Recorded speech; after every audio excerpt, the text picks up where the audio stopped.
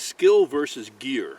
And he was basically saying it's a fork in the road. Can you decide which is more valuable, more important, which is going to get you through in a difficult time, or even on a regular camping trip? Are you going to rely more on the technology of modern gear, or are you going to rely more on old-fashioned skills, knowledge of bushcraft, and you know, all of the old school ways of getting things done out in the bush? Is it really that simple? You know, can we just make a decision? In today's modern world, we are so integrated, all of us, even living way up in the north here, we're so integrated with modern technology. Can we just draw a line? Well, let's go through this video together, and we'll take a look at some of the different possibilities, and then I want to hear what you have to say. When we get to the comment section at the end, I'd love to hear your choices of why you think that would work best. Come along, let's have a look at it, see what we find. There's no denying the fact that snowmobiles and technology in general can take us farther and faster with less physical strain than you could ever go on foot. But there's a price you have to pay. Not only the cost of the snowmobile, which is actually quite high, there's the maintenance, the fuel, insurance. There's always the possibility though of a breakdown. They can run out of fuel, they can fail, and if they've taken you further, faster, if they do fail, they're going to leave you somewhere far, far away on foot. So, you know, that's something that has to be taken into consideration. Another big part of operating a snowmobile is the noise. They make quite a lot of noise, some more than others, but when you're operating a snowmobile, there's very little chance that you're going to see much wildlife, and you miss the natural sounds, and you break the peace and quiet beauty of the area you're in. On the positive side, they allow you to carry a lot more gear. You can take a small sleigh, as I do behind mine. You can carry safety equipment, and you can carry the makings to have a little cup of tea on the side of the trail as you travel. So, you know, it's a trade-off, and this is what makes it difficult to say, I would take this or I absolutely wouldn't. It's never that simple. You always have to weigh the possibilities of what you can do compared to what you can't do when you're using a piece of equipment. That's even better almost. I don't know whether to drink it or just hug it.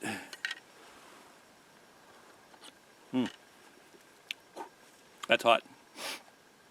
Oh, that's good. Oh, that's good. Ah, yes. I don't use my snowmobile just on trails, the groomed trails where you buy a pass. My snowmobile is basically to get me ice fishing or get me places that I can't get easily otherwise. You, as I said, can travel long distances very quickly and get to some very remote areas where you can get some very excellent fishing, and you can also cross areas that you can't really get to in the summer. In the summertime, everything is swamps and beaver ponds, whereas in the wintertime, you have the opportunity to cross those because everything is frozen and you can pass right over top of it with only minimal effort. He's a little bit small, but he was pretty badly hooked, so we kept him anyways. So So here we are with another method of travel. Snowshoes have been around for centuries. Who can imagine when the first snowshoes were invented? But once again, there's a natural beauty, a calmness, certainly a quietness, where you can move through the forest, see the animals, hear the birds, and just enjoy things in peace and quiet without disturbing the whole countryside for miles around with the sound of an engine. Just a very peaceful way to travel. The four-wheelers serve the very same purpose in the summertime. They allow you to travel long distances with relative ease, and they allow you to carry heavy equipment with you, and when you're going into a bear camp or you're out moose hunting, you can always bring your moose back without having to pack it out piece by piece. As you can see, some of these trails are extremely rugged, and this is miles and miles back into the bush, and yet with a little bit of caution and a good winch on the front, the four-wheeler will take me for miles back into these places and allow me to bring the bear or the moose back out with me. And it's just a good place, a good opportunity to explore and find new areas, perhaps new areas where I may want to hunt. I can, of course, get to some rivers and ponds and lakes by four-wheeler in the summer, so that will offer me some fishing as well. And but then the same drawbacks. They're noisy, they burn fuel, they're subject to breakdown, and breakdowns can leave you in a lot of nasty places so far away that you have an awful time getting back. All the trails here and these little bridges that you're about to see are all built and maintained by ourselves, and it's just something that we do to continue to get around. As I mentioned, there's also the fun factor. There's no question about it that getting back into some of these remote places can be an awful lot of fun. You can see a lot of very cool areas that, again, you won't otherwise get to. There can be some challenges along the way, as we see here. You know, it's not always smooth going, and trying to build and maintain these rickety old bridges way back in the bush is a lot of work. You bring in materials, you know, it's just a lot of work. As I mentioned, there is the downside, and there's times when you're just up to your butt in muck. This four-wheeler is sitting right up on the skid plates, and our four wheels are just spinning in the mud. And that's where you really want to have a good strong winch, 50 feet of cable, and a couple of 25-foot tow straps, because there's no other way out, and it's a long walk home without your machine. Operating a boat is basically the same as any of the other pieces of equipment. They're expensive to buy, relatively expensive to maintain, and they burn quite a lot of fuel. It seems nowadays that more and more the companies are fading away from the idea of being the best that they can be and the best quality product and building up their company name.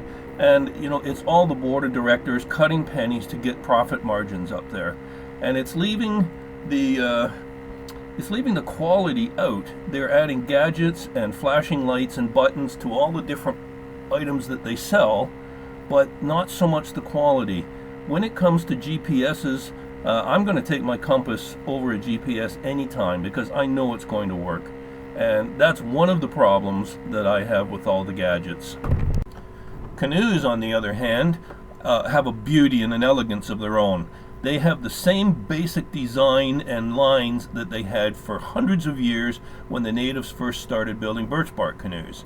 This canoe that I built is square stern, and it's only 10 feet long, but I built it for a specific purpose, and it serves that purpose very well.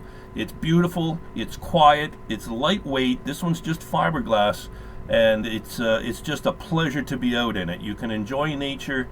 You can drift silently right up to close to where the animals are. It's just an absolute pleasure to be out there. It also takes you back to some places where you'll just, again, never see it. There's some beautiful photography available, and here's a sample of it here. And then you get to the other side with a little portage, and you go on again, and you can go on for almost indefinitely with portages. Because so many companies are putting all their efforts into finding flashy new products and gadgets that will take your money, rather than researching and developing those products into something of quality, it's getting to the point, where there's very little, really, in my opinion, that's either super expensive or it's just not worth having. It's going to let you down, and it's going to fail when you need it the most. And these things are not the type of thing I want to have in my pack. And I see this constantly on different videos on these YouTube channels, where there's just nothing but endless gadgets being shown. This is the knife that I made. There's a lot of satisfaction in making it yourself, and I know the quality of it. I know the durability of it. Not everybody can do it, but it gives you some good satisfaction. Well, I hope you enjoyed this video. I hope that at least it's got people thinking, and let's put a little bit more effort and thought into what we put in our packs, our 72-hour packs, our overnight packs, especially the packs that we should be carrying when we're just out for the day. A lot of times when people are out for only just for a few hours, they don't carry a pack, and if anything happens, and it often does, that's when you're you're really stuck because you have really very little with you. You weren't expecting it. You should always have something. And that pack, as I was saying, should have something of decent quality in it. So everybody, have a great evening. We'll see you down the trail.